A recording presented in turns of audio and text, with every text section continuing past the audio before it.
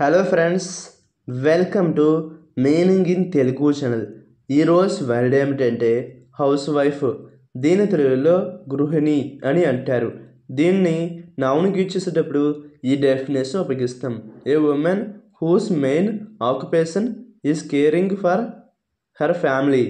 అంటే తెలుగులో తన కుటుంబాన్ని పోషించడమే ప్రధాన వృత్తిగా ఉన్న మహిళ.